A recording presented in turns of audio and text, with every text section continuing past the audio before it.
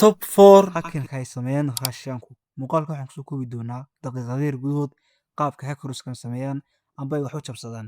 Okay, number 1 waxaa ka mid ah man in the middle attack. Waa ninka dhex bartamaha ugu jira. Haddaba technique-gan hackerka wuxuu sameynayaa ama uu dhexda u galayaa serverka iyo qofka isagoo sameynaya fake wifi magacyo gaar ah oo uu sameysanayo sida free wifi.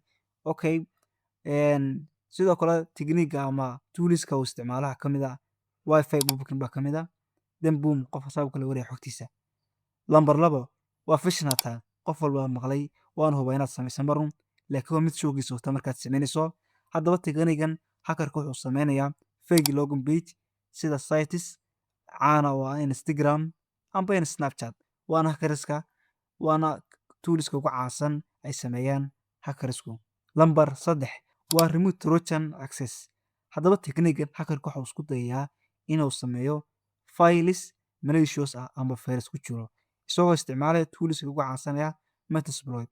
Kadib qofka uu diray claim-ka wuxuu sameynayaa file-ka buu soo dejisanaya markuu soo downgrade then saabu kala wareegaya isagana remote access ku sameeya oo isticmaalaya telefonkiisi. Okay, number 4 waxa weeye waa brute force attack. Okay, haddaba toolkan kaliya baasuudada lagu jabiyaa isagoo hackerka isku dayaya inuu sameeyo boqolaal baasuud ayuu ka dhex dooranaya awna sameynaya. Okay, waxaan ka mid toolska ugu caansan Hydra oo lagu jabiyo baasuudska cracking-ka lagu sameeyo. Okay, muuqaalka ilaa hadda like ma saarin laakiin like nala saar subscribe ku soo biir saxaabta nagu xiran Telegram-kiina naga soo qaban kartaa.